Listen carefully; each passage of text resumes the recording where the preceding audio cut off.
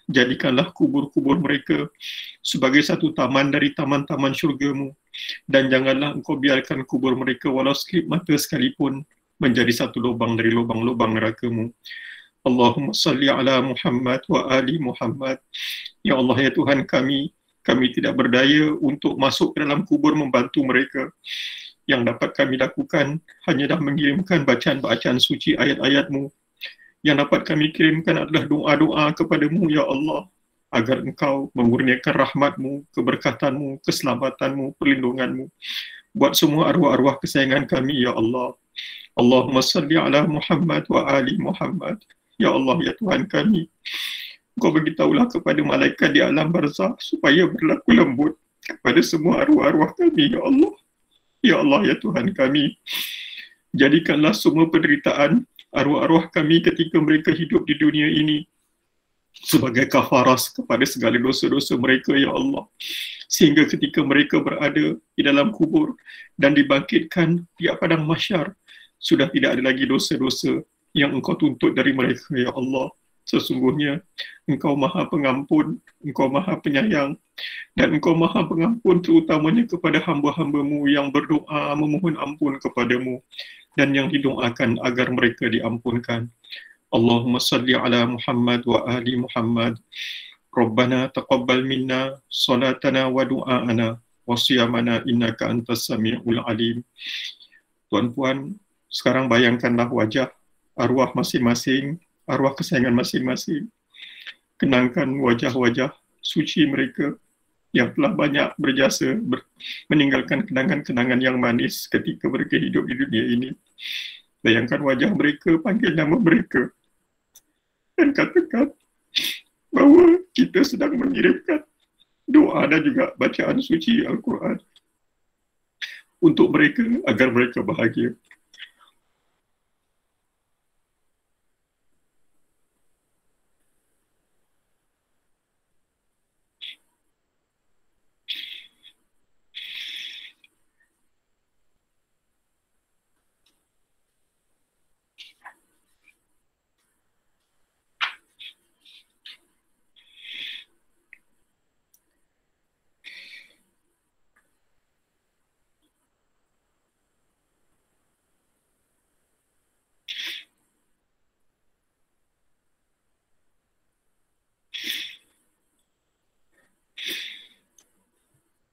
Allahumma salli ala Muhammad wa ali Muhammad. Ya Allah, ya Tuhan kami, jadikanlah kami hamba-hamba-Mu yang bertakwa, agar kami bahagia di dunia dan di akhirat, agar bahagia semua arwah-arwah kesayangan kami melihat kami telah hidup dalam keadaan bertakwa, hidup dalam keadaan Engkau diredai oleh-Mu. Allahumma salli ala Muhammad wa ali Muhammad. Wa sallallahu ala sayyidina Muhammad wa ala alihi wa sahbihi wa baraka wa sallam. Walhamdulillahi rabbil alamin. Alhamdulillah. Mudah-mudahan Allah Ta'ala terima doa-doa kita, menerima rintihan-rintihan kita, dan mudah-mudahan mereka bahagia sekali berada di sana bersama orang-orang yang mereka sayangi, dan mudah-mudahan mereka dikunjungi oleh kekasih mereka dan kekasih kita, Nabi kita Muhammad sallallahu alaihi wasallam, dan juga Bunda Khadijah menemani mereka sepanjang mereka berada di alam barzakh sana. Allahumma salli ala Muhammad wa ali Muhammad. Tuan-puan, anak-anak yang dirahmati Allah Subhanahu wa taala, malam ni kita teruskan lagi tazkirah kita. Tazkirah kita tajuknya adalah ingat mati, cepatkan mati atau lambatkan mati. Bila kita ingat mati ni, betul ke nanti kita ni akan cepat mati? Atau sebenarnya bila kita ingat mati, akan lagi lambat kita mati? Kan? Jadi ini satu tajuk kan yang memang ditakuti. Orang semua lari. Tapi saya heran pula malam ni, kenapalah tuan-puan semua datang ramai-ramai? Kan? Lebih daripada 40 orang, Masya Allah.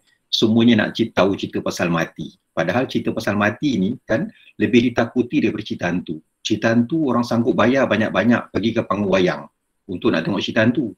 Tapi cerita pasal kematian ini memang tak ada orang nak dengar, tuan-tuan. Memang tak ada orang nak dengar. Sebab dia lebih takut, lebih menakutkan dari cerita hantu.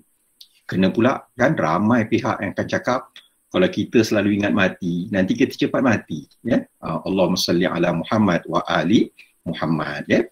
Baik, kita akan tenangkan hati kita fokuskan hati kita, kita kosongkan, kita lupakan semua dulu. Kita fokuskan kepada tajuk yang bagus sangat ini, iaitu tajuk tentang mati. Bila kita ingat mati, adakah kita akan cepat mati ataupun kita akan lambat mati? Allahumma salli ala Muhammad wa ali Muhammad. Teruskan. Okey, pertama, apa itu mati? Banyaklah definisinya, banyak takrifnya. Tapi yang mudah untuk kita faham, untuk kita jadi bertakwa, makna mati itu adalah berakhirnya hidup yang sementara dan bermulanya hidup yang kekal abadi. Sekarang ni kita hidup. Hidup yang kita sekarang ini, yang ada jasad, yang ada nyawa, kan, yang ada jantung, yang ada otak, kan, semuanya ini bersifat sementara. Apa buktinya? Ada orang lain yang ada juga jasad macam kita, yang pernah gelak ketawa dengan kita, mereka mati. Ya? Dan bila kita mati, bermulanya hidup yang kekal abadi. Jadi hidup sekarang ni adalah hidup sementara. Bila kita mati nanti, kita akan hidup juga, kan? Hidup yang kekal abadi. Okay? Allahumma salli ala Muhammad wa ali Muhammad. Jadi senang saja kalau kita nak ingatkan diri kita, kan, mati itu apa? Berakhirnya hidup yang sementara dan bermulanya hidup yang kekal abadi. Berbeza dengan fahaman orang-orang lain, kan, diorang kata apa? Diorang kata bila mati berakhirlah segala-galanya. Tidak, bila mati je kita, berarti kita akan hidup yang kekal abadi. Allahumma salli ala Muhammad wa ali Muhammad. Ya? Baik, teruskan. Adakah mati menyeronokkan? Okey, siapa dapat tolong jawab ni? Okey, adakah mati menyeronokkan? Ya? Boleh tak saya tanya dekat Putri Ishal? Okey, Putri Ishal. Mati tu seronok tak Ishal, rasa-rasa Ishal? Okey, Ishal boleh jawab tak Ishal? Okey, Ishal tak nak jawab. Okey, tak apalah. Okey. Ya Ishal. Silakan Ishal. Tahu. Ishal rasa mati ni seronok ke tak seronok? Tak. Tak seronok, betul lah. Betul, terima kasih. Okey, teruskan. Okey, mati ni tak menyeronokkan, kan? Mati itu menyakitkan, kan? Siapa kata mati seronok tu, kan kita pun boleh pandanglah sekat dia sekejap, kan? Nak nafikan pun jangan, tapi kita pandang je lah dia. Tapi bagi kita yang iman lemah macam saya tu utamanya, kan, mati ni tidak menyeronokkan, malahan mati itu menyakitkan, ya. Apa kita tengok ayat-ayat Quran, Tuhan cakap pasal mati ni, Tuhan kata waja'at sakratul maut bil haq. Sesungguhnya apabila sampai ajal seseorang itu, datanglah sakratul maut, membawa kebenaran yang dijanjikan, kan? Dzalika ma kunta minhu tahid, kan? Inilah perkara yang engkau selalu elak darinya. Kenapa kita elak? Sebab dia sakit. Kalau dia tak sakit, kita datang. Tapi sebab dia sakit, kita lari, kan? Okey, kita akan lari daripada sesuatu yang menyakitkan. Kita hanya akan datang kepada sesuatu yang menyeronokkan. Dan Tuhan gunakan istilah sakratul maut. Sakrat ni asalnya perkataan, maknanya apa? Mabuk. Maknanya mabuk kematian. Bila mabuk ni, kan, kita tak ingat apa-apa. Bila kita mati, nak dicabut nyawa kita, kita memang lupa apa-apa. Walaupun kita hidup 1000 tahun dengan penuh nikmat, dengan penuh kesihatan, dengan kekayaan, dengan kekuasaan, bila mati punya sakit sampai kita ni terlupa semuanya, tuan-puan, kan? Itu sebabnya, kan, bila kita mati, nak mati sakratul maut, kan? Kalau kita ada keluarga atau kawan-kawan yang soleh, atau kebetulan kita berada di hospital yang ada doktor, nurse yang soleh, solehah, mereka akan panggil nama kita. Saatnya dipanggil nama Din, dia kata, mengucap Din, sebab time tu saya pun mungkin akan lupa. Biasanya kita akan lupa, nama kita pun kita lupa.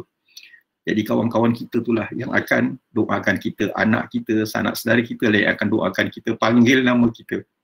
Dan itulah yang Nabi ajar kita. Kalau kita berhadapan dengan sanak saudara yang sedang sakratul maut, panggil nama dia. ajar dia mengucap, kan? Kita misalnya panggil Din, mengucap Din, asyhadu an la ilaha illallah, asyhadu anna Muhammadar Rasulullah, kan? Begitu juga bila kita talqin, kan? Kita talqin tu kita sebut nama dia. Kita sebut nama dia. Sebab apa? Ketika sakratul maut punya sakit, kan, ketika itu kita akan lupa segala-galanya, sampai diri kita pun kita terlupa. Allahumma salli ala Muhammad wa ali Muhammad. Teruskan. Okay, sakratul maut. Apa itu sakratul maut? Teruskan. Kan kesakitan ketika nyawa kita dicabut. Kesakitan yang amat sangat sehingga kita lupa segala-galanya. Ibarat kulit kita disiat-siat. Siapa yang sebut ni? Nabi Idris alaihissalam. Nabi Idris adalah Nabi yang mengajar kita menulis. Lalu Tuhan takdirkan, kan, dia nak rasai macam mana sakitnya mati itu. Lalu Tuhan pun matikan dia. Lepas tu Tuhan hidupkan balik. Lalu Tuhan lepas tu Nabi Idris alaihissalam bagi tahu kepada kita macam mana rasanya ketika dicabut nyawa. Dia kata macam kulit kita disiat-siat. Kan kita tengok seekor kambing disiat-siat kulitnya, kan? Kita bayangkanlah, itulah dia kata rasa sakit bila kita nak mati. Allahumma salli ala Muhammad wa ali Muhammad. Teruskan. Dan Tuhan pun kata apa?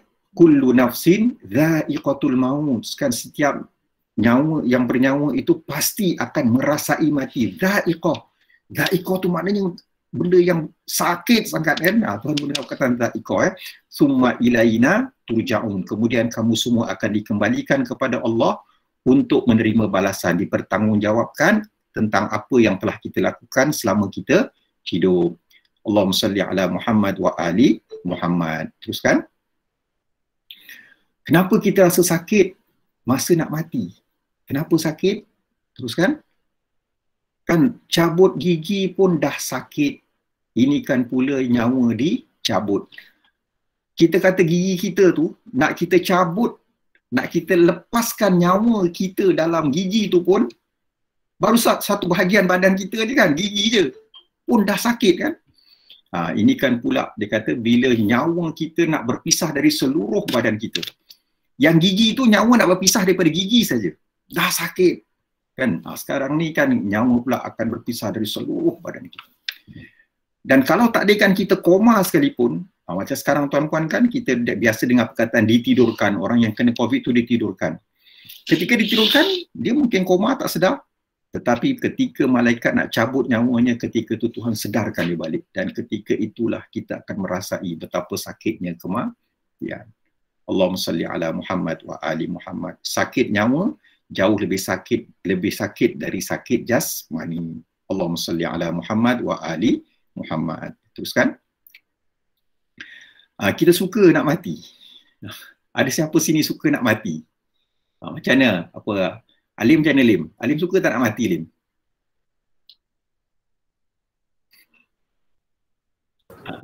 Alim suka tak nak mati? Tak kot. Oh, kot ada lagi ya. Kot Okey. Okey, apa Encik Alim baru saja kematian bidadari syurganya, kan? Kalau boleh nak ikut sama lah, nak mati sama dengan dia. Nak mati tapi tak nak mati, takut tapi tetap tak suka nak mati. Walaupun yang mati tu orang kesayangan kita, kita takut, kan? Sampaikan Nabi bagi tahu, Nabi SAW bagi tahu apa? Nanti bila kita mati, kan, kita akan tanya satu-satu. Kita akan tanya, dia kata, wahai harta, dia kata, siang malam pagi petang, aku cari engkau, aku jaga engkau. Sekarang apa kau nak buat kepada aku bila aku mati ni? Harta kata apa? Harta kata, inilah, aku bagilah kau benda ni, benda ni apa ni? Saya tak nampak. Alamat putih, kan? Okey, tak apa. Bagi ni.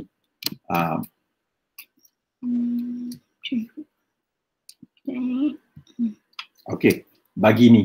Apa dia? Kain kapan, tuan-tuan. Harta kata, banyak-banyak harta yang kita cari, kan?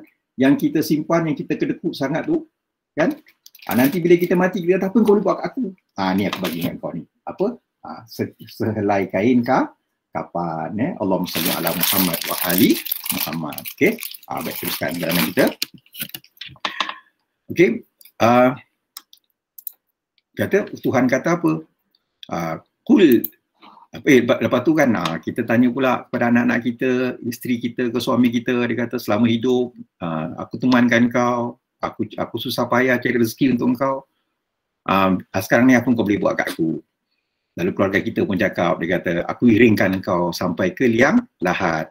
Bila dah kena kampus, kan, dah baca doa, aku pun balik dah, kan. Itulah tuan-tuan nanti yang berlaku dalam yang akan berlaku bila setiap orang tu mati, ya. Jadi Allah Ta'ala kata apa? Qul innal mautal ladzi tafirruna minhu fa innahu mulaqikum. Katakanlah wahai Muhammad SAW bagi pesan kepada semua manusia, sebenarnya mati yang kamu larikan diri daripadanya itu tetap akan menemui kamu. Bila Tuhan kata kamu lari, maknanya kita semua memang tak suka nak mati, ya. Summa turadduna ila alimil ghaibi wasyahadah. Kan bila kita dah mati nanti, kan Tuhan akan kembalikan kita, kan, kepada Allah yang mengetahui yang gaib dan yang nyata. Fayunabbi'ukum, inilah yang kita takut. Kenapa kita takut mati? Fayunabbi'ukum bima kuntum ta'malun. Lalu Allah Ta'ala akan bagi tahu kepada kita apa yang kita telah lakukan serta dia akan membalasnya. Allahumma salli ala Muhammad wa ali Muhammad, ya. Teruskan. Okey, apa yang jadikan kita sakit bila nyawa dicabut, kan? Apa yang jadikan kita sakit bila nyawa dicabut, ya? Teruskan. Kan seorang sahabat Nabi, kan, yang cukup bagus, namanya Abu Dzar Ghafari, ya, radhiyallahu anhu, membantu kita memahami hakikat mati, ya. Jadi bila kita cerita pasal mati, kan, kita kena ingat, kan, apa kata-kata Abu Dzar, dan dia punya penerangan ini benar-benar menunjukkan, memberitahu kepada kita apa yang bermain dalam fikiran kita, dalam psikologi dan juga perasaan kita tentang kematian, ya. Allahumma salli ala Muhammad wa ali Muhammad. Teruskan. Mengapa kita takut mati? Orang tanya kepada Abu Dzar, Abu Dzar, kan, kau ni sahabat baik Nabi, kan, cuba boleh tak bagi tahu kepada kau, aku ni sebenarnya takut matilah. Kawan-kawan aku pun semua takut mati. Kan, kenapa kita orang ni takut mati? Kenapa kita semua takut mati? Lalu Abu Dzar radhiyallahu anhu pun jawab. Abu Dzar kata, kerana kita telah memakmurkan dunia yang akan kita tinggalkan, kan, dan memusnahkan akhirat yang kita akan tujui. Dunia yang kita tinggal ni, kita buat cantik-cantik, kita nak tinggalkan, tentulah takut. Kemudian pula kita nak pergi ke alam lain, ke alam barzakh, ke alam akhirat yang kita telah musnahkan, yang kita tak buat apa-apa pun untuk alam akhirat, malahan kita musnahkan, kita bakar. Tentulah kita takut nak tinggalkan tempat yang kita dah bina elok-elok. Dan lagi takut perasaan kita bila kita nanti nak pergi ke tempat yang telah kita musnahkan. Kita bakar satu rumah, kita memang takkan pergi dah rumah tu dah, kan? Bila bagi ketika rumah tu terbakar, kan? Dan tentunya kita tak nak tinggalkan rumah yang memang kita dah bina cantik-cantik. Dekat situlah bandingan Abu Dzar kepada kita, rumah dunia dan juga rumah akhirat. Kan? Rumah akhirat, mungkin kenapa kita takut nak pergi? Sebab kita bukan sekadar musnahkan, kita biarkan rumah kita tu terus terbakar. Tiba-tiba rumah yang sedang terbakar itulah kita akan kena pergi, dipaksa pergi. Tentulah bertambah cemas dan bertambah gerun dalam hati kita. Jadi Abu Dzar kata apa? Kenapa kita takut mati? Abu Dzar pun jawab, dia kata kerana kita telah memakmurkan dunia yang kita akan tinggalkan dan memusnahkan akhirat yang akan kita tujui. Tentulah kita takut nak tinggalkan tempat yang kita dah bina elok-elok, dan lagi takut untuk kita pergi ke tempat yang telah kita musnahkan. Allahumma salli ala Muhammad wa ali Muhammad. Jadi setakat yang saya baca pasal kematian, ungkapan ini memang yang paling cantik dan memang yang menerangkan diri saya terutamanya, kan? Tapi ini satu pesanan yang cukup bagus, ya, untuk kita jadikan pengajaran, ya. Teruskan, ya. Kemudian tabi'in itu terus lagi tanya dengan Abu Dzar. Dia kata, Abu Dzar, bagaimanakah perasaan kita bila nak mati? Tadi kita takut, kan? Macam mana perasaan kita pula? Ketakutan kita tu macam mana, Abu Dzar? Kan? Lalu Abu Dzar radhiyallahu an bagi tahu, dia kata, jika kita banyak buat baik, kita akan kembali ke alam kubur. Kita akan pergi ke alam kubur seperti perasaannya seorang yang telah lama merantau. dan sedang pulang ke kampung halamannya. Tuan-tuan semua tahu kan, terutamanya sekarang ni bila COVID kan, bila dapat je berita, macam siapa tinggal Kuala Lumpur tu untunglah Kuala Lumpur Selangor, bila dapat je berita boleh balik kampung, kita balik kampung, happy. Lagu yang paling menggambarkan kegembiraan bila balik kampung, lagu Sudirman lah, balik kampung kan. Kita dah lama merantau, belajar ke, bertugas ke kan. Kemudian kita nak balik kampung, rasa happy. Macam itulah dia kata, perasaan kita bila kita nak mati.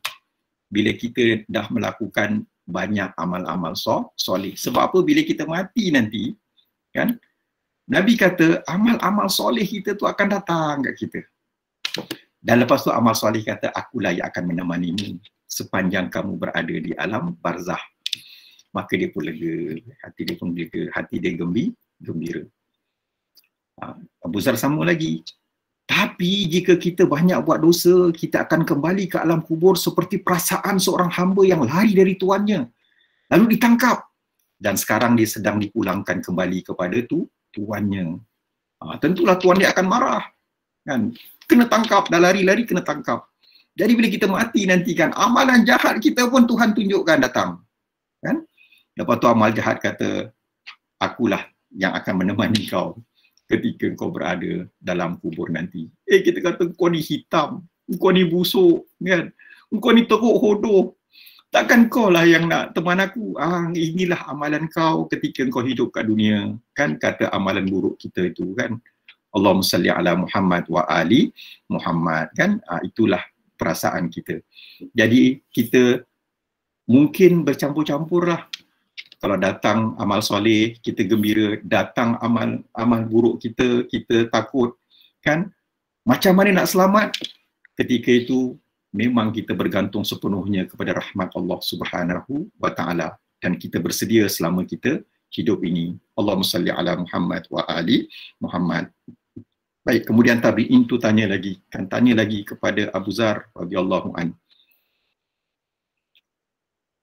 Bagaimana pula keadaan kita nanti bila berjumpa Tuhan selepas kita mati? Lepas kita mati, kita pasti jumpa Tuhan. Macam mana keadaan kita? Lalu Abu Zar radhiyallahu anhu pun jawab, dia kata bandingkanlah amalan-amalan kamu sekarang dengan Quran. Tak payah fikir banyak-banyak lah, kata Abu Zar ya.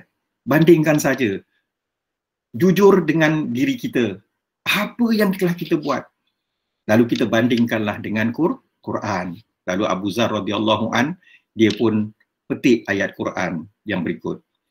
Dalam Quran surah Al-Infitar Allah Ta'ala bagi tahu innal abrara lafi na'im. Sesungguhnya orang-orang yang banyak baktinya, orang-orang yang banyak buat kebaikan, orang-orang yang bertakwa lafi na'im, mereka tetap berada dalam syurga yang penuh nikmat.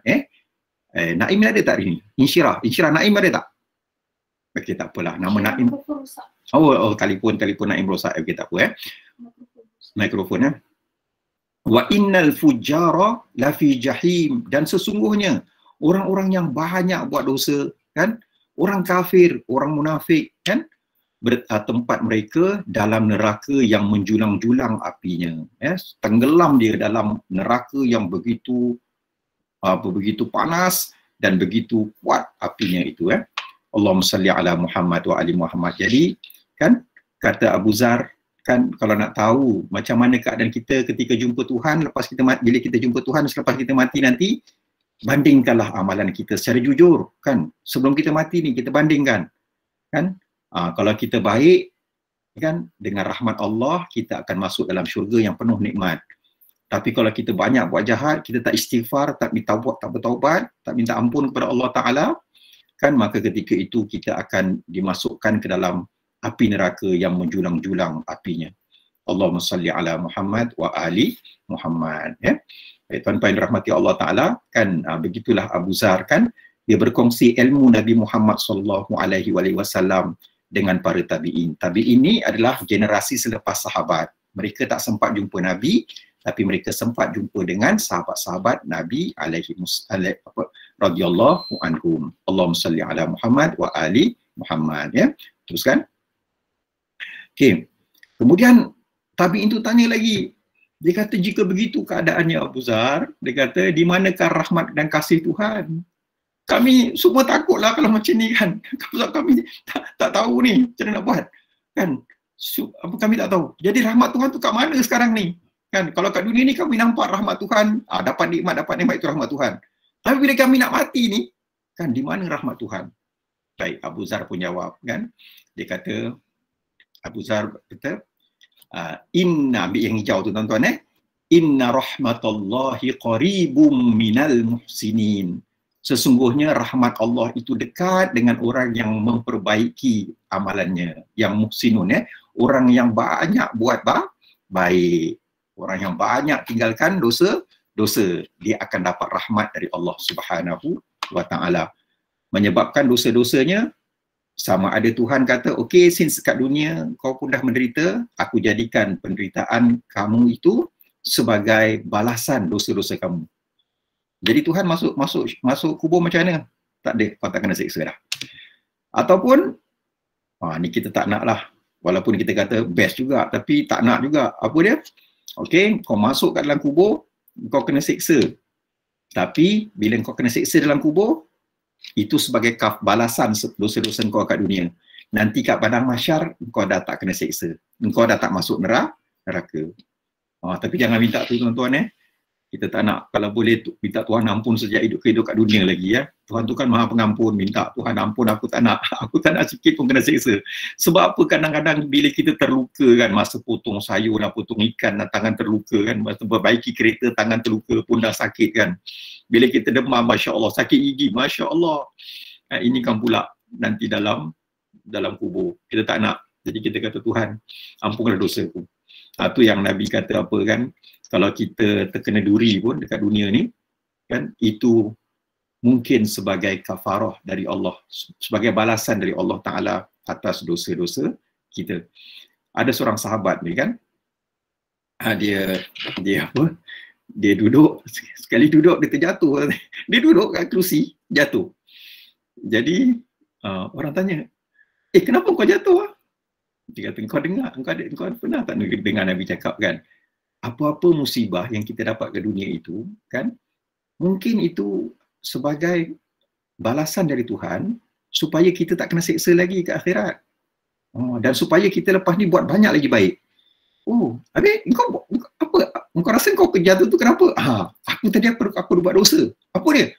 Aku masa duduk tadi, aku lupa baca bismillah. Dia katakan, aku dah terlupa Tuhan.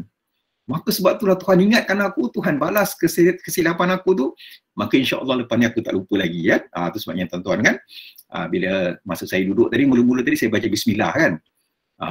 Mudah-mudahan saya tak jatuh lah tuan-tuan Allahumma salli ala Muhammad wa ali Muhammad Jadi kita kata kalau kita nakkan rahmat Tuhan, kita kena banyaklah buat baik Allahumma salli ala Muhammad wa ali Muhammad. Okey, baik, teruskan. Okey. Apakah keadaan diri kita sekarang? Sekarang kita nak tahu diri kita macam mana kan? Kali ni kita lihat seorang sahabat Nabi lagi, dia ni hidup zaman Nabi, tapi dia tak sempat jumpa Nabi. Tak sempat tu bukan kerana tak sezaman, dia dah datang pun kat Madinah. Tapi masa tu Nabi tak ada. Bila dah balik, Nabi pun pulang ke Madinah. Jadi dia tak sempat jumpa. Baik, orang ni adalah kan Uwais bin Qarni radhiyallahu an. Apa pesan dia? Ketika orang tanya, apakah keadaan diri kita sekarang? Kan? Macam mana keadaan kau sekarang, Uwais? Kan? Macam mana keadaan kita sekarang ni? Uwais pun jawab, keadaan apa yang ingin aku katakan? Setiap hari aku tetap berjalan menuju akhirat. Entah aku akan sampai ke syurga, entah aku akan sampai ke neraka. Itu sebabnya yang diharapkan adalah rahmat Tuhan. Jadi bila rahmat Tuhan yang kita harapkan, apa kita nak kena buat? Kita kena jadi muhsinin, kena jadi muttaqin, orang yang selalu tinggalkan dosa dan orang yang selalu buat amal soleh. Allahumma salli ala Muhammad wa ali Muhammad. Teruskan. Okay. Allah ada bagi warning bila ajal kita sampai. Rasa-rasanya kan Allah bagi warning tak bila ajal kita sampai? Okey, siapa dapat tolong jawab? Okey. Hajar Haslina. Hajar Haslina, boleh jawab tak? Rasanya Tuhan bagi warning tak bila ajal kita nak sampai?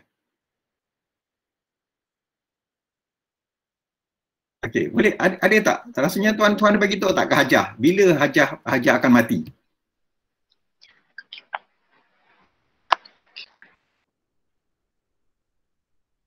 Okey. Okey. Bila akan sampai? Ada tak Tuhan bagi tahu kat Hajar kan? Bila Hajar nak mati? Tak tahu. Tak tahu tak ada. Okey. Dr. Wan. Tak Okey, tahu. Dr. Ada tak Tuhan sampaikan dekat Dr. Wan bila Dr. Wan akan mati?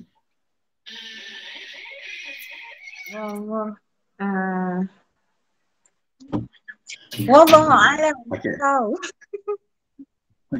Okey, Dr. Wan pula. Cuba Dr. Wan angkat tangan ya. Okey. Okey, Dr. Wan tak on kan apa tu? Tak on kan mikrofon lah. Tak keluar Doktor. Doktor on kan mikrofon. On kan mikrofon Doktor.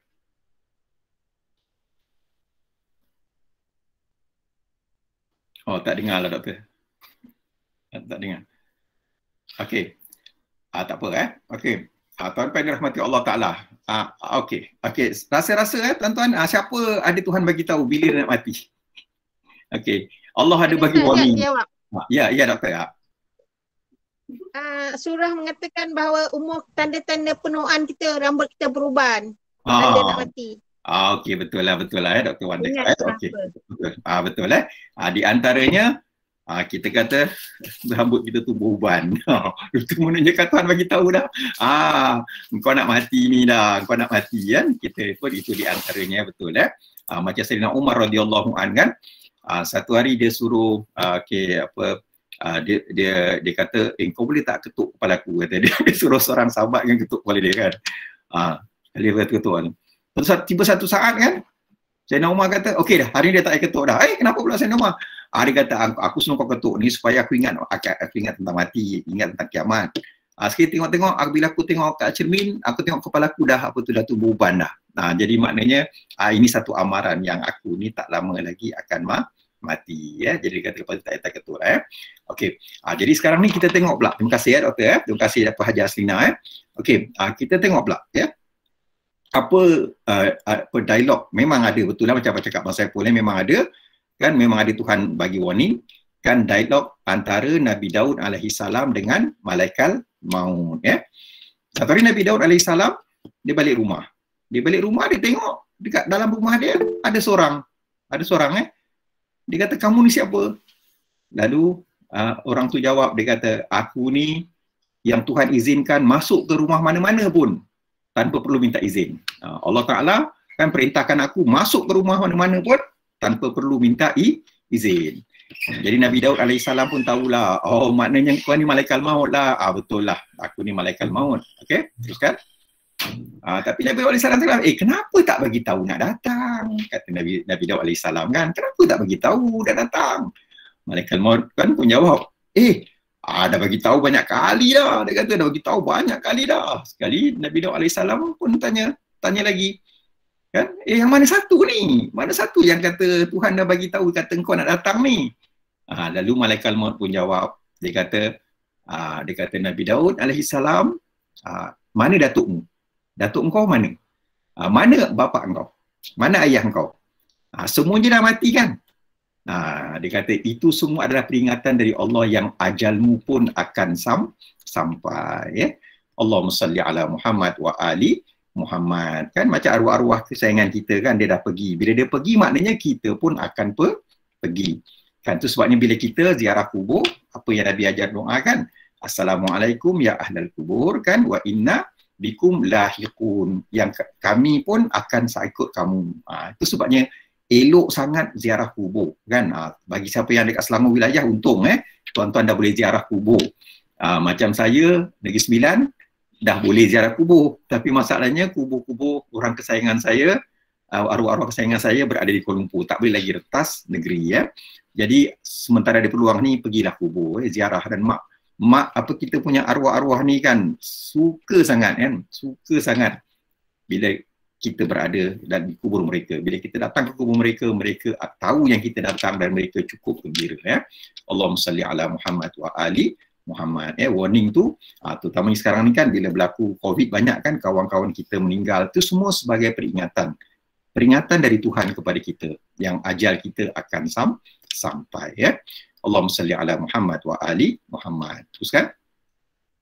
Siapakah orang mukmin yang paling pandai? Siapakah orang mukmin yang paling pandai? Okey, cuba kita tanya kepada Yaya. Okey. Yaya, boleh jawab tak Yaya? Okey. Yaya tak nak jawab tuan-tuan yang dirahmati Allah Ta'ala kan, dalam kita punya perbincangan ni tuan-puan, janganlah tuan-tuan takut kan. Ada seorang anak saudara saya, dia kata bila datang, dia kata kuliah abah ni, dia kata macam kita orang ni macam ketakutan, dia kata kan. Dia kata nanti dia nak tutup lah. Janganlah takut tuan-tuan kita kalau ada kalau kita ada interaksi, insya-Allah lagi banyak rahmat turun, lagi banyak kita faham, lagi banyak kita ingat ya. Allahumma salli ala Muhammad wa ali Muhammad. Okey, siapakah orang yang paling pandai? Ya, doktor. Doktor buka sound, doktor. Mereka selalu mengati-mati. Betul lah doktor. Okey, Haji Syarani ada idea, ada jawapan lain yang nak kongsi? Ya, saya rasa Nabi Adam, sebab Nabi Adam belajar terus daripada Tuhan. Okey, betul lah. Okey, betul dua-dua jawapan betul. Dr. Wan kata, dia kata orang yang selalu ingat mati. Haji Syarani kata ada Nabi Adam, sebab Nabi Adam dia belajar direct dengan Allah Subhanahu wa Ta'ala. Kan dua-dua jawapan dia betul. Itulah orang mukmin yang paling pandai kan. Itu sebabnya kan Nabi Adam alaihi salam dia buat dosa sekali saja. Sekali saja dia buat dosa. Lepas tu dia tak buat dosa lagi. Kan? Dan nak fahamkan tentang kepandaian Nabi Adam alaihi salam itu kan, kita tengok apa Nabi kita Muhammad sallallahu alaihi wasallam bagi tahu tentang orang mukmin yang paling pandai. Teruskan. Okey, teruskan. Okey, satu hari orang tanya kat Nabi Muhammad. Ibnu Umar radhiyallahu an tanya kepada Nabi Muhammad. Dia kata, "Ya Rasulullah, ayyul akyasul mukminin?" Siapakah orang mukmin yang paling pandai? Lalu Nabi Muhammad SAW pun bagi tahu, "Aktsaruhum lil mauti dzikran." Iaitu orang yang paling banyak mengingati mati. Wa ahsanuhum lima ba'dahu isti'dadan, dan orang yang paling banyak baik persediaannya untuk hidup selepas mati. Jadi tuan-tuan dan mati Allah Ta'ala, kita tengok jawapan daripada Haji Syarani, daripada Dr. Wan sama sebenarnya. Hakikatnya sama. Kenapa Nabi Adam AS dia tak buat dosa lagi? Selepas dia silap, sebenarnya dia tak buat dosa pun sebenarnya.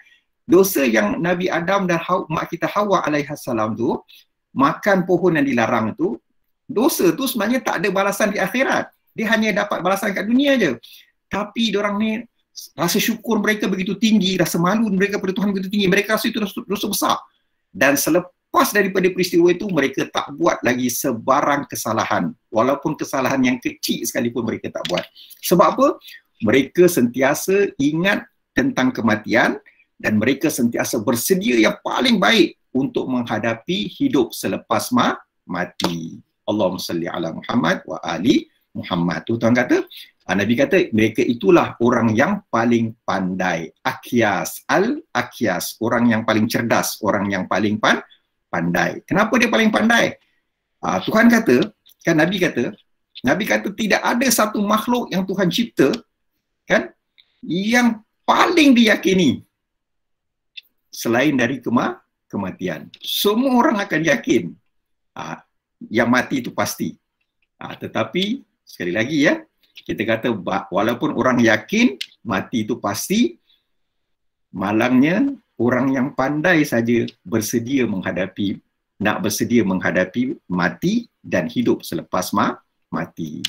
Allahumma salli ala Muhammad wa ali Muhammad. Jadi kita boleh faham daripada hadis ni, orang yang bodoh macam mana pula? Orang yang bodoh, orang yang buat lupa tentang mati.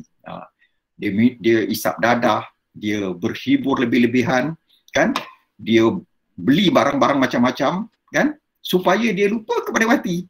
Lepas tu dia langsung tak nak bersedia untuk mati. Lalas dia kata, sebenarnya akhirat tu tak ada apa-apa lah. Tak ada apa-apa, tak ada pertanggungjawaban.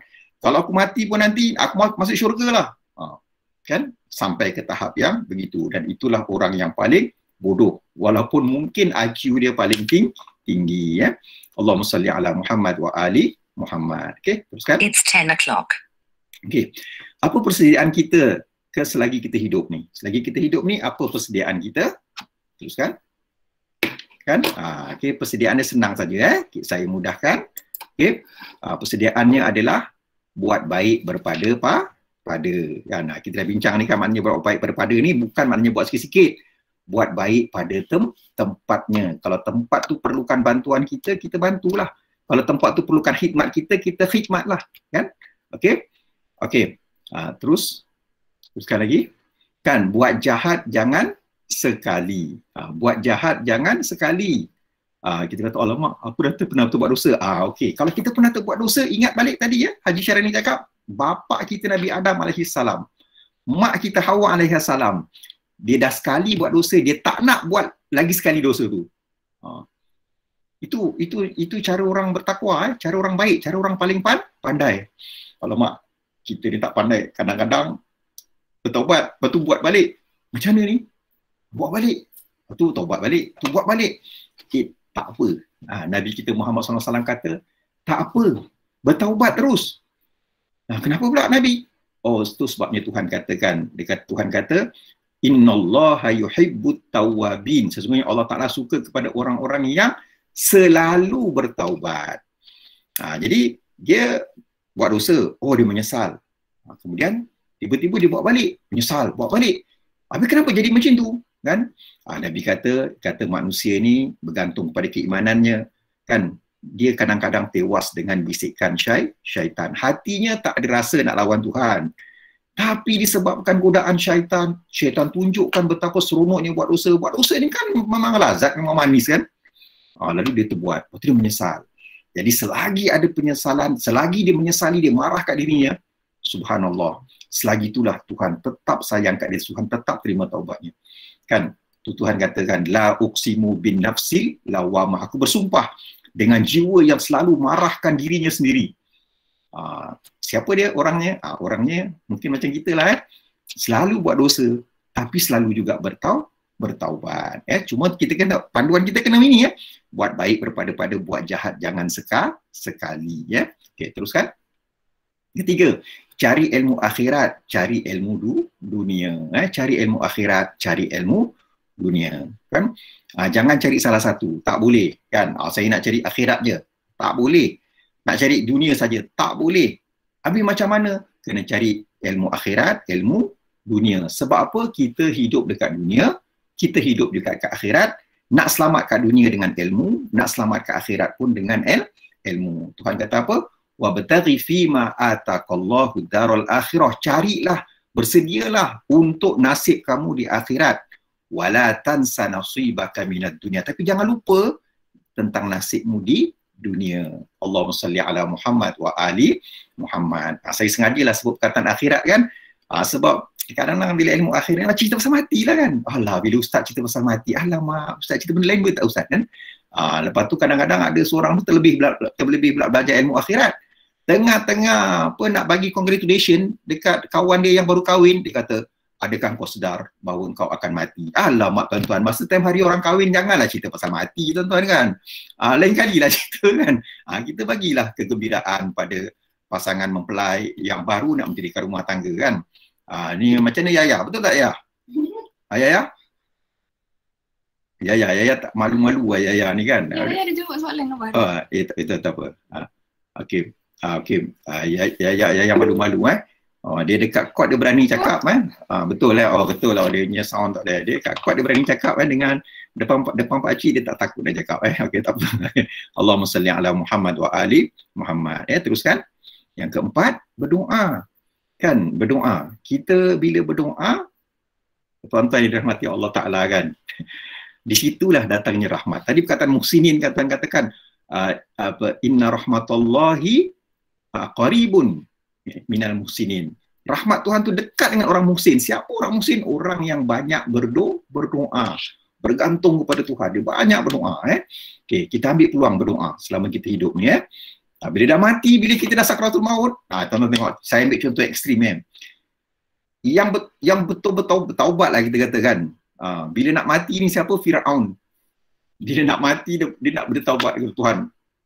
Bila dia dah tenggelam kan, Tuhan, aku tahulah kau betul semua sekarang. Sekarang aku nak bertaubat. Tuhan kata, no. Time tu dah tak ada masa untuk berdoa. Kalau berdoa pun Tuhan tak terima. Masa hidup, doa Masya Allah, Tuhan akan terima, Tuhan akan dengar. Baik, nombor 5. Kan jaga kesihatan. Ni tuan-tuan kena tanya Dr. Julia lah, macam mana nak jaga kesihatan. Menjaga kesihatan ni kan juga pahalanya besar sangat kan. Okey, jadi siapa yang hisap rokok, dia kena berhentilah hisap rokok kan. Jaga kesihatan. Siapa yang banyak sangat makan gula, kena berhenti. Sebab dalam satu statistik menyatakan punca kematian disebabkan oleh gula lebih tinggi daripada punca kematian yang disebabkan oleh rokok. Subhanallah tuan-tuan. Gula bukan tak boleh makan, dia bukan najis, boleh. Tapi jangan lebih-lebih. Sebab apa? Gula ini ada fruktos. Fruktos ini boleh menyebabkan keradangan. Kalau saya kelentong, nanti Dr. Julia marah saya. Ni saya dah baca banyak-banyak, dah dengar banyak-banyak doktor-doktor cakap. Saya cakaplah, ya ringkas-ringkas bolehlah ya. Nak pengetahuan lanjutnya, kena tanya dengan pakar-pakar lah macam Dr. Julia ya. Allahumma salli ala Muhammad wa ali Muhammad ya. Baik, yang ke-6. Cari rezeki yang halal thayyiban. Dia halal dan berkualiti ya. Cari rezeki yang halal dan berkualiti ya. Baik, ada sambung lagi tak?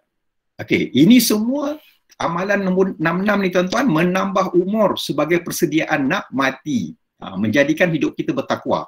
Semua 66 ini adalah amalan-amalan ketakwaan. 66 ini adalah amalan-amalan ketakwaan. Siapa yang buat 66 ni kan, atau sebahagiannya, umur dia akan bertambah. Walaupun dia sebab dia ingat mati, tapi umur dia akan bertambah. Hati dia akan tenang. Kan? Hati dia akan tenang. Okay? Baik. Saya tanya kepada seorang yang selalu ingat mati. Kenapa dia ingat mati? Sebab dia selalu meyakinkan pelanggan-pelanggan dia supaya ambil insurans. Siapa dia? Hajah Wan Izlin. Okey, Hajah Wan Izlin selalu tak ingat mati, selalu tak ingatkan mati kepada pelanggan-pelanggan Hajah. Selalu jugalah Ustaz. Selalu kan? Baik, sekarang selalu ingatkan pelanggan mati. Kalau mati kan nanti dapat duit. Siapa yang dapat ni? Dapat duit kepada keluarga kan? Baik, sekarang ni pelanggan Hajah, ramai yang mati bila ambil insurans tu atau ramai yang terus hidup sampai sekarang? Mana yang lagi ramai? Ramai yang hidup sampai sekarang. Ya, betul. Kerana apa? Kerana dia ni cari rezeki yang halal. Dia jaga kesihatan. Dia bersedia. Jadi lagi dia ingat mati, lagi dia lebih optimis. Orang takut cerita pasal mati sebab apa? Oh, mati. Habis aku tak nak buat apa-apa, lemah. Tak ada. Rupanya bila kita selalu ingat mati, kita lebih optimis untuk buat baik dan lebih optimis macam mana kita nak berjasa kepada orang kesayangan kita bila kita dah tak ada. Kan? Itulah kan yang selalu diingatkan kepada orang-orang yang nak bersedia tentang mati. Sebab apa? Bila kita mati, kita dah tak dapat tolong orang-orang yang masih hidup. Jadi macam mana kita buat? Di antaranya kan kita belilah dia punya takaful hibah. Di antaranya takaful hibah. Jadi menyebabkan pewaris-pewaris kita yang akan dapat hibah tu kan, dia akan rasa, dia doakan kita. Doa tuan-tuan ketika itu umur mereka pun bertambah, umur keluarga mereka pun bertambah. Bila yang mati, Masya Allah, dia mati dalam keadaan jariahnya berterusan, subhanallah. Allahumma salli ala Muhammad wa ali Muhammad. Itulah kita kata satu kurniaan Tuhan kepada manusia. Kan Tuhan bagi idea mengenai insurans ni. Dan insurans ni dalam pandangan agama kita ini adalah untuk kan memberi jariah kepada kita, kepada orang-orang pewaris-pewaris kita yang masih hidup setelah kita mati. Allah, tuan-tuan bayangkan kalau kita mati dalam keadaan kita tak bagi apa-apa kepada pewaris-pewaris kita yang masih hidup, nanti memang akan berkata-kata lah macam-macam. Dan yang tak bestnya, bila kita mati nanti, kita akan dengar suara hati anak-anak kita, kawan-kawan kita, saudara-saudara kita kan. Kita akan dengar. Walaupun mereka tak cakap, mereka datang, baik kan. Tapi kita dengar. Time itulah yang akan menyebabkan hati kita jadi gusar. Hati kita jadi resah ya. Allahumma salli ala Muhammad wa ali Muhammad ya. Teruskan. Okey, apa punca cepat mati? Apa punca lambat mati? Ya. Teruskan. Okay. Sayyidina Ali karamallahu wajhahu berpesan, dia kata apa? Betapa ramainya yang mati cepat sebab dosa-dosanya sedangkan ajal tak sampai lagi. Tapi dah mati. Kan apa di antara sebabnya? Kan sebabnya puncanya senang. Contohnya kita katakan dia pergi isap rokok, dia pergi minum arak. Kan? Sedangkan ajal tak sampai lagi. Pergi makan gula banyak-banyak. Ataupun minta maaf cakap lah kan, dia tak ambil insurans lah. Dia tak ambil insurans. Dia tak ambil insurans, dia tak ambil medical card. Jadi diharapkan hospital kerajaan ni kalau nasib kita baik, kita dapat rawatan. Kadang-kadang bila dah panjang, ramai pesakit, kita nak pergi mana? Nak pergi swasta. Nak pergi swasta tak ada duit. Jadi masa sihat, bila tak nak ambil insurans, dah sakit, insurans pun tak nak tolong, tak nak ambil dia punya caruman tuan-tuan. Jadi tuan-tuan tak pasal-pasal, bila perlukan rawatan, tak dapat rawatan, akhirnya ramai yang mati. Ini kita katakan punca ramai yang mati cepat. Ajal tak sampai, tapi dia mati. Dia pergi minum arak, kan? Dah dosa kan? Dosanya kan? Lepas tu dia pergi pandu kereta. Aksiden, mati. Dia mati bukan kerana dah sampai ajal, lebih awal daripada ajalnya. Kan? Begitu juga kalau kita tak beringat kan, kita akan mati cepat. Kita akan mati. Tak beringat tu kan satu dosa, kita akan mati cepat sebelum ajal dah sampai, ya. Allahumma salli ala Muhammad wa ali Muhammad, ya. Okey, baik, teruskan. Okey, betapa ramainya yang lambat mati pula sebab amal-amal solehnya. Ajal dah sampai tapi tak mati-mati. Ya, sebab apa? Amal-amal soleh. Bila kita beramal soleh, tuan-tuan, semangat kita akan tinggi tau. Bila semangat kita akan tinggi, nyawa kita pun akan panjang. Sebab apa? Kita ada harapan, ya.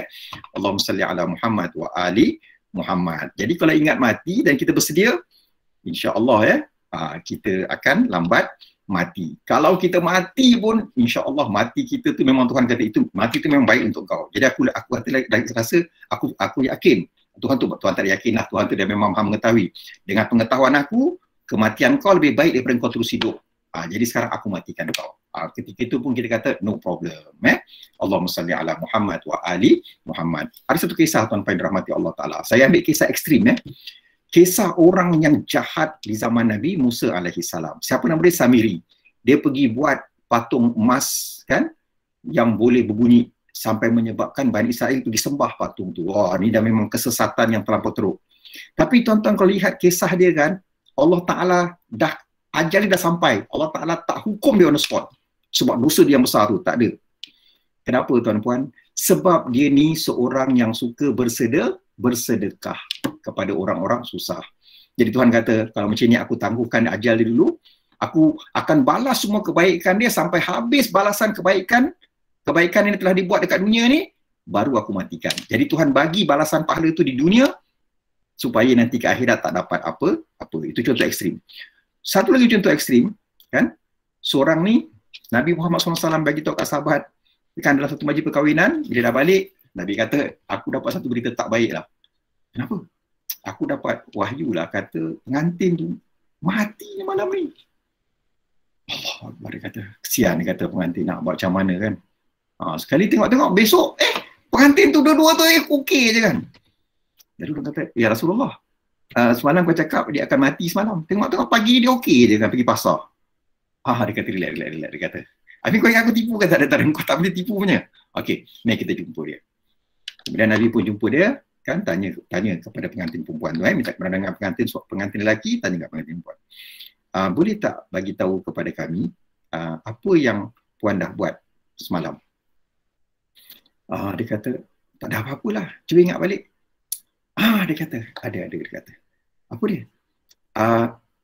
Dia kata, mak mertua saya hidangkan kat saya makan pengantin.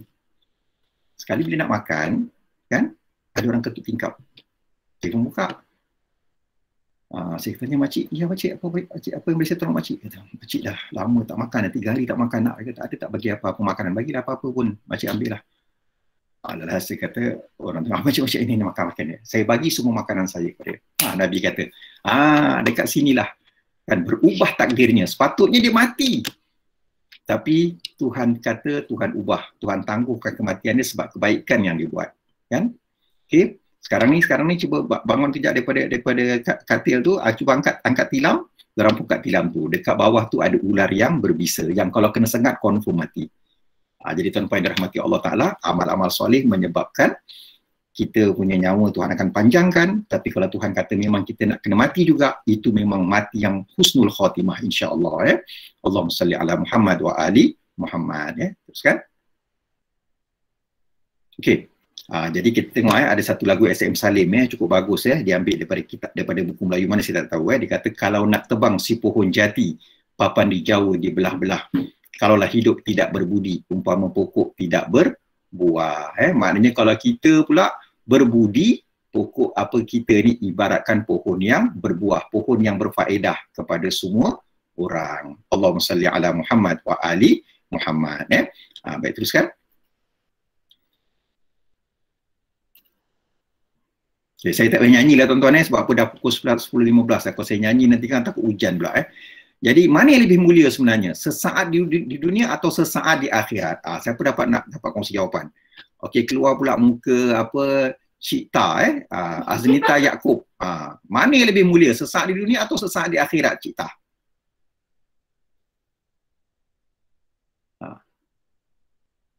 Mana lebih mulia?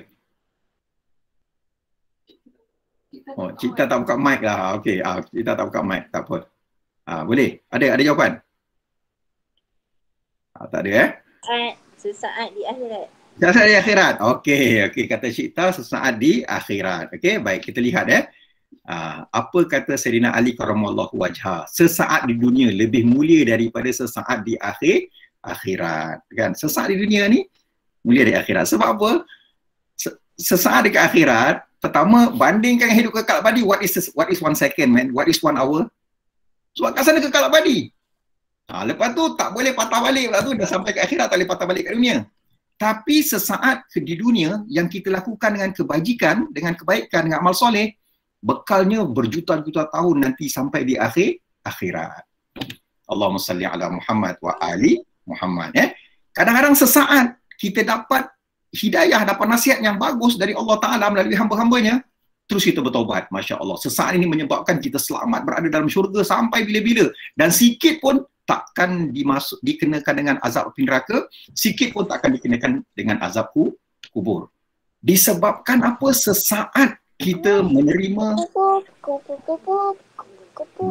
hidayah dari Allah Ta'ala, hati kita pun akan lembut dan hati kita akan bercahaya. Hati kita akan terang. Okey, kita kata satu kisah dia berlaku kan di zaman wali-wali Allah kan. Okey, nama dia Bishr Al-Khafi. Satu hari kan, dia ni orang kaya kan. Bila dah kaya biasalah, kadang-kadang kan mudah lupa dunia. Lepas tu dia pun berpesta-pesta lah kat rumah dia. Sekali dia suruh, dia kata orang gaji dia, kau pergi kat luar, pergi buang sampah, nanti kan kita bawa makanan baru. Dia punya orang gaji pun pergilah buang sampah kat luar. Lepas tu tengah buang sampah kat luar kan, tiba-tiba datang seorang hamba Allah kan. Dia tanya dekat orang gaji ni, dia kata, engkau punya tuan tu adakah dia seorang merdeka ataupun dia seorang hamba? Apa ni pakcik ni cakap tanya soalan macam ni? Rumah punya besar, tengok kita punya staff punya ramai, mestilah dia seorang yang merdeka. Oh, memang betul lah dia orang merdeka, sebab dia kalau hamba dia tak buat macam ni. Lepas tu orang tu pun balik masuk ke dalam.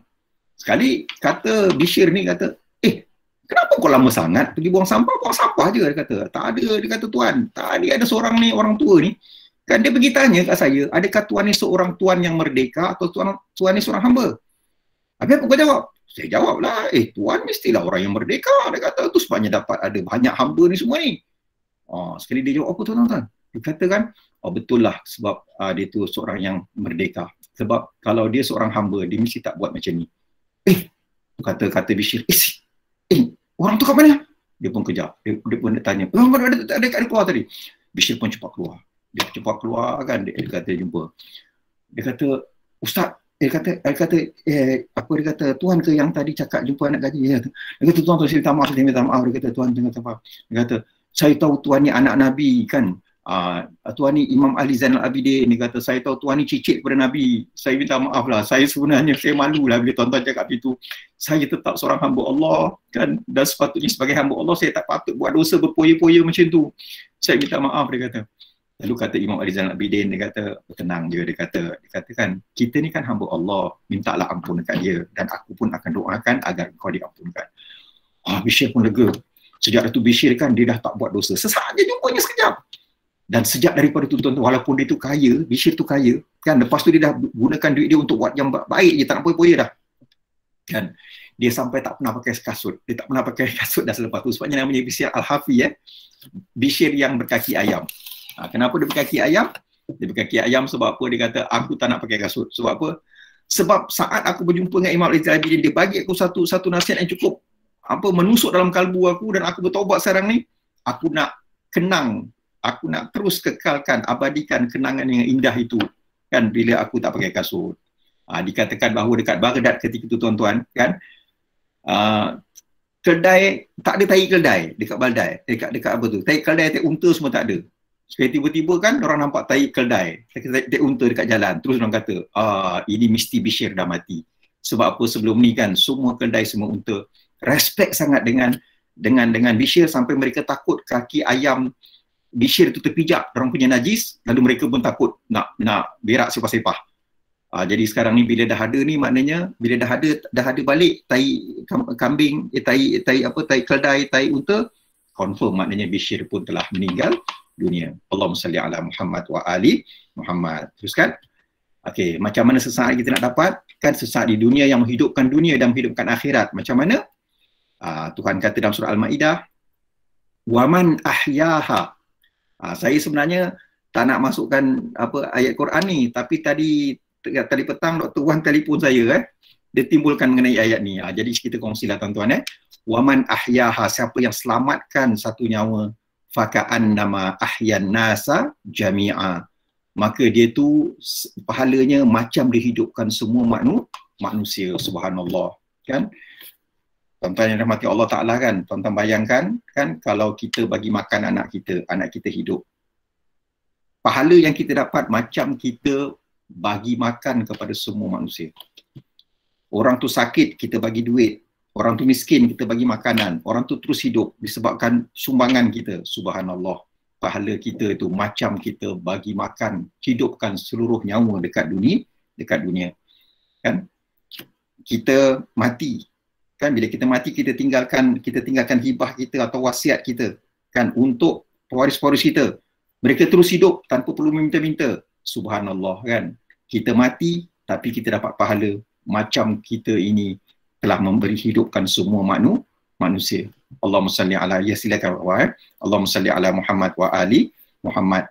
Dan Imam Ja'far Shadiq rahimahullah bagi tahu, kalau kita dapat membimbing seseorang, sama ada secara sendiri kita bimbing, atau dengan kumpulan kita bimbing seorang tu, kan, masing-masing lakukannya, kan, menyebabkan orang tu mendapat hidayah Allah Subhanahu wa Ta'ala, itu pun macam pahalanya macam kita bagi hidayah, membimbing semua manusia kembali ke jalan Allah Subhanahu wa Ta'ala. Allahumma salli ala Muhammad wa ali Muhammad. Tuan-tuan yang rahmati Allah Ta'ala, kan. Jadi habis okey? Tak apa. Okey. Jadi tuan-puan, kan, setakat itulah sebenarnya ada satu video tentang saat-saat kewafatan Nabi. Video ni makan masa 10 minit. Tapi insya-Allah lah kita siapa yang nak keluar dulu, siapa yang nak stay tengok video. Okey. Jadi tuan-tuan yang rahmati Allah Ta'ala, kata kita punya pengarah program, dia kata sekarang ni kita boleh tamatkan perbincangan kita. Siapa nak beredar kerja-kerja lain, silakan.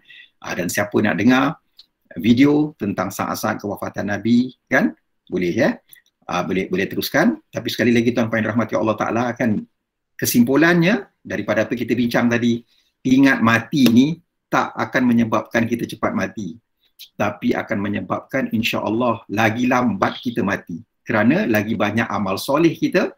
Macam kata Sayyidina Ali karamallahu wajhah, betapa ramai orang yang kan lambat matinya kerana walaupun ajalnya dah sampai, kerana amal-amal solehnya. Dan betapa ramai pula orang yang lebih awal mati daripada ajalnya disebabkan dosa-dosanya. Bila ingat mati, kita pun tak nak buat dosa. Bila tak nak buat dosa, kita buat lagi amal soleh, kan, insya-Allah hidup kita, umur kita akan bertambah berkat, akan lebih dipanjangkan oleh Allah Subhanahu wa Ta'ala. Wa ma taufiqi illa billah, alaihi tawakkaltu wa ilaihi unib. Saya ucapkan banyak-banyak terima kasih kepada semua tuan-puan yang hadir, anak-anak yang dirahmati Allah Ta'ala yang hadir, kan, memeriahkan majlis zikir kita. Mudah-mudahan semua yang kita buat ini Allah Ta'ala terima sebagai amal soleh dan melipat gandakan pahalanya sebanyak-banyaknya. Allahumma salli ala Muhammad wa ali Muhammad. Okey, siapa yang nak beredar, silakan. Okey, saya ucapkan terima kasih. Dan kita lihat video saat-saat kewafatan Nabi kita Muhammad sallallahu alaihi wasallam.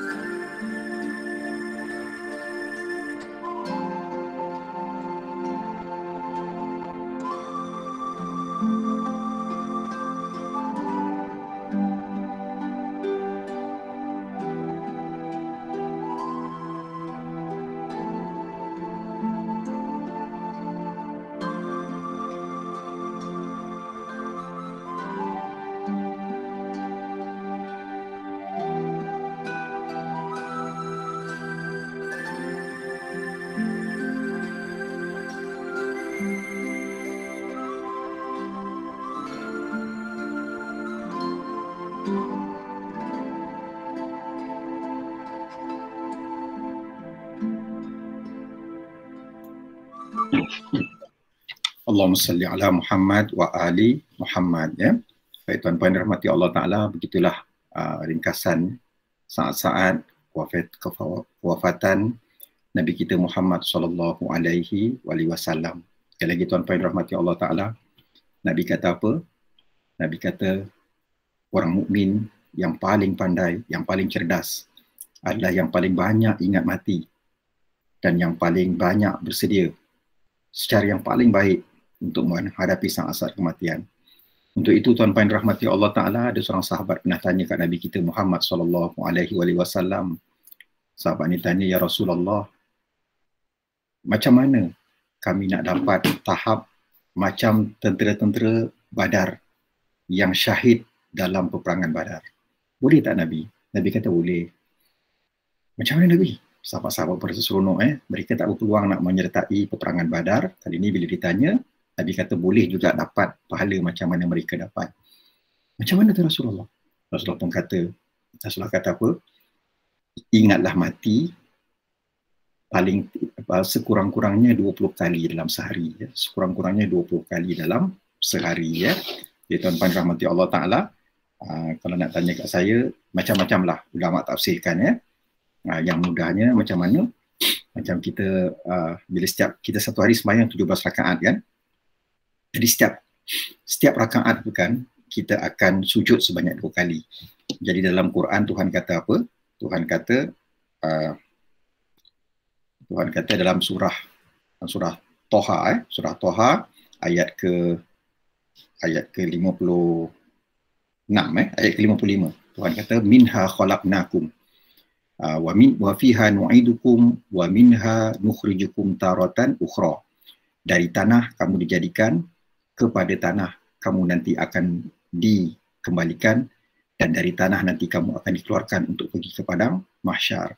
Jadi masa kita sujud tu, sujud pertama tu adalah lambang, lambang yang kita ini berasal dari tanah. Kita kenangkanlah, aku ni hamba Tuhan berasal dari tanah. Bila kita bangun tu, kita pun bersyukur, kita rabbighfirli warhamni dan seterusnya. Dan bila kita sujud kali kedua, Tuhan ingatkan kita itu lambang yang kita nanti pasti akan mati. Kan? Bila kita bangun, itu nanti kita akan dibangkitkan untuk hari kiamat pergi ke padang mahsyar. Jadi tuan-puan anak-anak yang dirahmati Allah Ta'ala, kan, setiap kali kita sujud yang kedua tu, ingatlah mati. Berdoalah ke Allah, ya Allah husnul khatimah, hawil alaina fi sakaratil maut. Kan? Kita minta Tuhan mudahkan sakaratul maut kita. Dah 17 kan?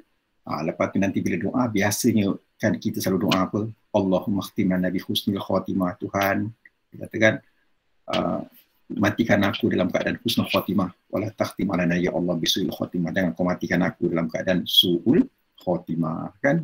Tu dah 17. Apa yang 3 tu kita boleh buat. Tapi sebenarnya Nabi cakap 20 tu kan minima.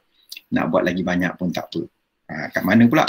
Kita campurkan lagi 17 kali 2 jadi 34 kan. 34 macam mana pula? Masa tiap kali kita baca Fatihah, masa malikiyau middin, Tuhan yang memiliki hari akhirat. Itu pun ingat mati. Jadi insya-Allah solat kita akan bertambah khusyuk dan umur kita pun dengan rahmat Allah akan bertambah, ya. Persoalannya sebenarnya bukan tambah umur tu yang penting kan, tambah berkat Allah, keampunan Allah, kemuliaan Allah kepada kita selama kita masih hidup, ya. Allahumma salli ala Muhammad wa ali Muhammad, ya. Sekali lagi tuan-tuan, terima kasih banyak-banyak atas kesabaran, kesudian Tuhan memeriahkan majlis zikir kita, ya. Jadi kalau ada siapa nak tanya, boleh tanya, tapi siapa nak beredar pun tak apa kan, kita faham dah lebih masa dah ni, ya. Okey, ada apa-apa nak tanya, nak bincang? Silakan.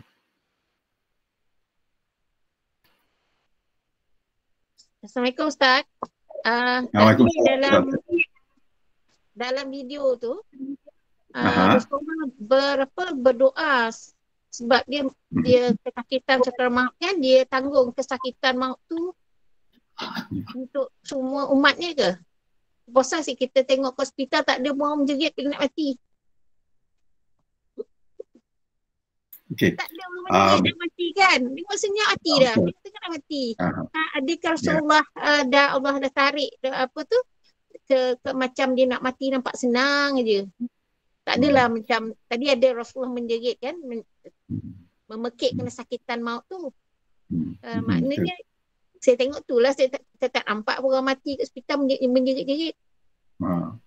Betul lah. Kecuali Ni orang yang doktor. bukan Islam mungkin lah ada juga yang menjerit-jerit Betul doktor. Yang doktor cakap tu betul lah. Kita kata kan macam tu sebabnya minta maaf cakap lah kalau misalnya tuan-tuan ni, saya tak tahu banyak latar belakang tuan-tuan. Kadang-kadang kita tengok macam mana Nabi Isa AS tu mengikut pandangan orang Kristian dia kata bahawa Nabi Isa sanggup menderita untuk menanggung kan kesusahan umatnya, dosa-dosa umatnya. Tuan-tuan yang dirahmati Allah Ta'ala, Nabi kita macam tu juga. Nabi kita lebih lagi daripada Nabi Isa AS kan. Sampai kan Tuhan tak turunkan bencana azab kan. Yang ada bencana sekarang ini itu adalah bencana sahaja, musibah. Tak semestinya itu merupakan satu azab. Kan bila berlaku satu bencana, dia ada kemungkinan sekadar dugaan Tuhan, ujian Tuhan. Satu lagi kerana azab Tuhan. Tapi sejak Rasulullah SAW dilahirkan, itulah doa Nabi, ya Allah jangan engkau mengazab umatku dengan musibahmu. Jadi kita alhamdulillah kan tak berlaku. Itu sebabnya bila ada siapa-siapa ditimpa musibah, tuan-tuan janganlah cakap itu sebab kau buat dosa lah tu. Janganlah cakap macam tu tuan-tuan kan. Tadi kita ceritakan benda lain kan. Tapi kita jangan bila orang tu kena macam minta maaf cakap lah kan yang dekat mana tu, yang dekat Sulawesi kan. Ada ketika kata ni kena ini sebab banyak dosa. Jangan cakap macam tu. Bila ada orang kena timpa musibah, kita tolong. Lepas tu nak muhasabah cerita lain ya. Sebab apa Nabi memang doa dia kepada Tuhan, itulah harapan dia. Dia kata Tuhan biarlah aku tanggung semuanya. Nabi sampai level tu, tapi Tuhan kata Nabi ada bahagian memang aku benarkan kau tanggung, tapi ada bahagian aku tak izinkan kau tanggung. Itu semua kerana cinta dan kasihnya Nabi kita Muhammad SAW kepada kita. Kat hospital tu betul lah, kalau saya pun pergi kan, memang yang orang Islam ni tak menjerit-jerit yang agama lain tu macam-macam lah Allahumma salli ala Muhammad wa ali Muhammad. Itulah sayangnya Nabi kepada kita semua. Dia sanggup susah payah kan supaya kita ni senang. Macam ibaratkan bapak kita lah kan, kerana bapak kita tu kan dia punya baju raya 5 tahun macam tu je kan. Bila kita tanya kenapa macam tu, bapak kita macam-macam alasan dia bagi kan. Tapi dia sanggup menggembirakan kita di pagi raya dengan dia belikan baju raya, sedangkan dia sendiri tak ada baju raya kan. Itu bapak kita dan Nabi kita ni sayang kat kita lebih daripada mak dan bapak kita sendiri. Malahan kalau nak sempurnakan kasih sayang kita kepada mak bapak, kita sayanglah Nabi lebih. Kan lagi-lagi kita sayang kat Nabi, lagi kita sayang dengan mak dan bapak kita. Allahumma salli ala Muhammad wa ali Muhammad ya. Okey, Ijmal Ayun, okey silakan ya, sama terima kasih ya. Siapa Ijmal ni, siapa Uyun? Wizin. Okey. Nur Haliza Hajah ya. Okey, sama-sama Hajah. Okey, sama-sama Hajah. Kita sama-sama Kak Wa. Okey, Adila sama-sama apa Adila. Okey, Isyal, terima kasih sama-sama Isyal. Okay, Lala, okay, terima kasih ya. Lala, kita cakap terima kasih ya tadi sudi memimpin kita punya bacaan ya. Okay, Allahumma salli ala Muhammad wa ali Muhammad. Okay, sama-sama ya. Terima kasih Kak Sab. Okay, terima kasih Ustaz. Okay, sama-sama Alim ya. Doa tadi memang touching betul lah Ustaz. Doa awal yang kita kasih apa kenang-kenangan manis bersama dan itu yang buat saya Allahu Akbar. Tuhan je tahu. Ni untuk mengetahui kita semua arwah isteri Cik Alim Azila. Dia adalah seorang matron di Hospital Tengku Afwan Rahimah Kelang Sister. Ada sister di sana okey, maknanya dia frontliner. Dan secara kan tadi kan kita kata Abu Zar kata bandingkanlah, kau nak tahu apa nasib kita bila jumpa Tuhan, bandingkan apa yang Tuhan cakap, innal abrara lafi na'im. Orang yang baik itu dalam syurga. Sebagai frontliner berapa banyak nyawa kan Azila tu dah selamatkan. Jadi itu sebabnya kadang-kadang tuan-tuan rahmati Allah Ta'ala kan Nabi tu kan selalu memandang dirinya tu kan seumpama seorang doktor dia gambarkan diri itunya seorang doktor yang pergi ke mana-mana merawat orang jadi itu pahala besar bukan saja doktor lah, semua kaki tangan, malahan electrician pun dia menyelamatkan nyawa. Sebab kadang-kadang bila hospital tak ada elektrik kan, macam mana doktor nak buat kerja. Jadi dekat situlah rahmat Tuhan. Jadi kalau nak tanya kat saya kat mana tempat yang doa kita dimakbulkan, antaranya hospital. antaranya sekolah. Kan, jangan kata masjid je, masjid juga kan. Tapi hospital, sekolah, mana-mana saja yang menyelamatkan nyawa manusia, harapan manusia, kan? Dekat situ pahala Tuhan akan makbulkan doa kita kalau kita berdoa. Kan? Dan sempat arwah cerita dengan saya dulu waktu jaga pasien dekat ICU, waktu nak habis hayat orang tu, dia sempat mengajar kalimah syahadah. Ya Allah. Ramailah pahala dia Pak Ustaz. Ya. Anak-anak dia, harap-harap anak-anak dia dan suami dia dapat ikut dia macam tu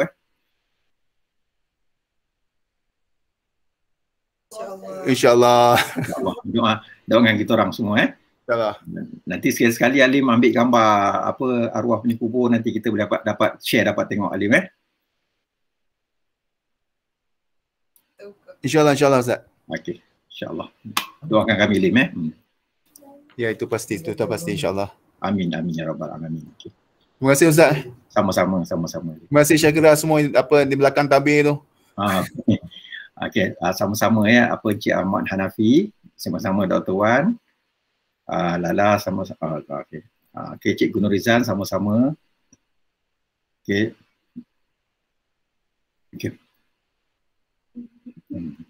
Ada siapa lagi nak kongsi apa-apa? Assalamualaikum Ustaz. Ya, silakan. Saya Haslina. Ya, silakan. Tengok sebab kat sini tak berapa cantik. Kadang-kadang on off. Dia kat line kat sini tak berapa cantik. Tapi saya kalau tengok, sempat jugalah tengok video tadi berkenaan dengan detik-detik perjalanan Rasul, detik kematian dia tu. Dapat kita saksikan, kita dengar dia cerita satu persatu saat kematian ni, yang mana kita dengar kisah dia, kita baca yang dia detik tu seorang hamba Allah menyerupai malaikat maut ke, maksud malaikat maut menyerupai di kisah di papa saat malaikat Jibril pun berpaling daripada melihat terlalu sakit, kesakitan yang Nabi kita Muhammad hadapi. Maknanya perkara ni dapat kita dapat cerita dia, kesedihan yang saat ni sangat. Jadi macam mana tu benda ni, maknanya keistimewaan, maknanya anak Nabi saya dapat merasakan lah. Sayyidina Fatimah macam mana, memang macam tu lah keadaan ni, macam tu. Ya, memang Nabi merasa, kalau kita ingat Nabi Ibrahim AS contohnya kan, dia meninggal kan, sekadar yang saya baca setakat yang saya tahulah, kalau ada lain tuan-tuan beritahu kat saya Nabi Ibrahim AS kan nyawanya sendiri keluar, dia bukan ditarik, nyawa dia sendiri keluar. Jadi dia tak merasai kesakitan sangat bandingkan dengan Nabi. Tapi Nabi dia nak rasai kesakitan ni supaya umat dia tidak rasa sakit sangat. Sakit-sakit jugalah, tapi tak rasa sakit sangat yang sepatutnya. Maknanya Rasulullah SAW tak habis nak berkhidmat kat kita kan, nak berjasa kat kita. Sampai ketika nak mati pun dia sanggup tanggung semua sakit. Tapi Allah Ta'ala hanya hadkan sampai tertentu saja. Allahumma salli ala Muhammad wa ali. Saya lupa nak cakap tadi, saya nak ucapkan banyak-banyak terima kasih kan atas doa tuan-tuan semua, atas galakan tuan-tuan semua. Saya nak kongsikan berita gembira kan, kita punya pengarah program ni Syakira dia dapat keputusan semester ni, dia dapat anugerah dekan semuanya berkat doa, berkat galakan tuan-tuan semua terima kasih banyak kan, kami bersyukur satu keluarga, terima kasih atas doa-doa tuan-tuan, galakan tuan-tuan semua okey. Jadi saya mohon terus tuan-tuan doakan kami semua dan mudah-mudahan Syakira diberkati Tuhan dunia akhirat insya-Allah. Allahumma salli ala Muhammad wa ali Muhammad Okey, doktor. Afidah. Dua orang nak bercakap ni. Umi nak cakap Kenapa Allah takdirkan kalau kita meninggal kita rasa sakit, sedangkan Allah boleh je takdirkan kita meninggal dan keadaan tak sakit? Masya Allah, ini soalan ni kena ulama-ulama besar jawab ni. Saya pun tak tahu nak jawab macam mana kan. Tapi yang saya faham, macam saya dah timbulkan sebentar tadi lah, kita katakan gigi tu ada nyawa kita kan, level mana kita tak tahu, tapi bila tercabut saja gigi tu ada nyawa, kita dah rasa sakitnya. Tapi apabila kita nak keluar pula, badan kita semuanya dah berpisah dengan nyawa kita, dengan roh kita, lagilah sakit. Lalu kenapa Allah Ta'ala jadikan macam tu? Baik, Allah Ta'ala jadikan macam tu, sebabnya macam ni. Ni yang saya faham lah daripada ustaz-ustaz saya, dia cakap macam ni. Dia kata orang pernah tanya dekat Nabi, dekat Imam Ja'far Shadiq kan, radhiyallahu an, dia tanya kenapa Tuhan tak nak bagi tahu kat kita exactly the exact date kan kematian kita kan. Dia kata sebabnya, dia kata kalau Tuhan kata besok orang seorang ni, Tuhan kata besok kau mati, orang tu nanti akan hilang harapan. Dia rasa frustrated, desperate habis kan, langsung tak nak buat apa-apa. Begitu juga kalau Tuhan kata engkau mati lagi 1000 tahun, nanti dia relax, dia lalai, dia buat tak tahu, dia pun seronok nanti menikmati dosa-dosanya kan. Tuan-tuan, jadi Tuhan jadikan kita sakit, walaupun Tuhan mampu jadikan kita tak sakit kan. Sebab apa? Kita pun dah tengok orang bila nazak pun sakit, supaya kita bersedia menghadapi saat-saat itu. Maka sebab tu kan kita kata, banyak ulama-ulama cakap kan, orang yang baik kan, dia baik, dia sakit tapi dia tidak begitu merasai kesakitan mati. Sebab apa? Dia melihat kan apa yang Tuhan sediakan kepadanya bila lepas mati. Jadi dia pun tak sabar-sabar nak balik kan. Jadi dia lalui benda ni tanpa dia rasa, sampai dia tak terasa sakit. Ibaratkan macam ni seorang tu dia nak sangat apa kita kata, graduate lah kita katakan. Dia belajar, susah belajar ni kan, tapi dia lalui benda tu dengan tenang saja kan. Walaupun susah, dia tak rasa sakit sangat sebab dia nak mengejar cita-citanya. Jadi macam orang mati ni kan bila Tuhan tunjukkan, lebih-lebih lagi kalau kita mati ni kan, macam Nabi kata anta ma'aman ahbabta, masa kita mati yang jemput kita Nabi kita Muhammad SAW. Bayangkan tuan-tuan, macam mana perasaan kan, kita sakit tapi kita boleh lupakan semua tu. Tuan-tuan, jadi kan Tuhan bagi tahu begitu supaya kita lebih bersedia, walaupun dia mampu untuk tak dia jadikan kematian itu sebagai satu yang menyakitkan. Itu sekadar itu yang boleh saya jawab. Allahumma salli ala Muhammad wa ali Muhammad. Okey, Dr. Wan? Tak ada Ustaz, tak ada soalan. Tak ada soalan Ustaz. Oh, tak apa, dekat ni keluar raise hand tak apa. Okey. Baik. Okey, jadi apa, kalau tak ada, kita boleh kita beredah jadi kita tutup, kita tangguhkan majlis kita. Sekali lagi tuan-puan kan, tolong sangat doakan kami semua, doakan saya supaya selalu ingat mati dan bersedia yang paling baik untuk menghadapi saat-saat kematian. Dan insya-Allah kami sekeluarga doakan tuan-puan agar selalu ingat mati dan selalu bersedia yang paling baik untuk menghadapi kematian. Rupanya ingat mati ini kan lebih memotivasikan kita untuk tinggalkan dosa dan untuk buat banyak-banyak kebaikan. Lagi bersemangat kita kan. Dan lepas ni insya-Allah lah tajuk ni akan jadi tajuk yang kita suka bincang kan, sebab dia akan memberikan satu semangat baru, motivasi yang baru untuk kita tinggalkan dosa-dosa, untuk kita buat lagi banyak kebaikan. Dan kita nak kalau boleh mati dalam keadaan kita tak rasa tak begitu terganggu dengan sakitnya kita itu kan. Macam Nabi cakap tadi lah, biarlah Nabi tanggung. Jadi kita masa meninggal kita sakit juga sikit-sikit, sakit juga kan, tapi disebabkan kita nampak Nabi datang, kita nampak mak kita Khadijah radhiyallahu anha datang, Allah Ta'ala tunjukkan pula tempat kita kat syurga. Subhanallah tuan-tuan kan, ketika tu mudah-mudahan kita tak rasa sakit tapi kita ini semua tak ada jaminan. Macam Uwais bin Karni cakap kan, kita akan mati tapi kita tak tahu. Jadi dapat kita yang kita nak kita bandingkan, kita secara jujur kita lihat amalan-amalan kita. Kalau kita buat baik, insya-Allah innal abrara lafi na'im, orang yang banyak buat baik dia akan dalam syurga. Wa innal fujara lafi jahim, orang yang jahat tu kan nanti dia akan masuk dalam neraka yang apinya menjulang. Allahumma salli ala Muhammad wa ali Muhammad. Baik tuan-puan yang dirahmati Allah Ta'ala, sekali lagi saya ucapkan banyak-banyak terima kasih kan, dan mudah-mudahan tuan-tuan hidup dalam keadaan diberkati Tuhan, hidup dalam ketakwaan, selalu ingat Nabi, selalu ingat hari akhirat, selalu sayang kepada Allah dan terus berdoa kepada Allah, ya Allah, ya Tuhan kami, tanamkanlah rasa cinta kami kepadamu dan kepada orang-orang yang Engkau cintai dan kepada amal ibadah yang mendekatkan lagi kami kepadamu, ya Allah. Allahumma salli ala Muhammad wa ali Muhammad. Akhir kata aku qauli hadza wa astaghfirullah li wa lakum. Wassalamualaikum warahmatullahi wabarakatuh. Okey, sama-sama Haji Izlin, sama-sama Haji Fidah, sama-sama IMN Ibrahim. Oh, okey. Syakira kata Pak Ulala, dia kata mudah-mudahan mudah-mudahan diberkati sampai ke jenjang pelamin sampai ke anak cucu ya. Allahumma salli ala Muhammad wa ali Muhammad ya.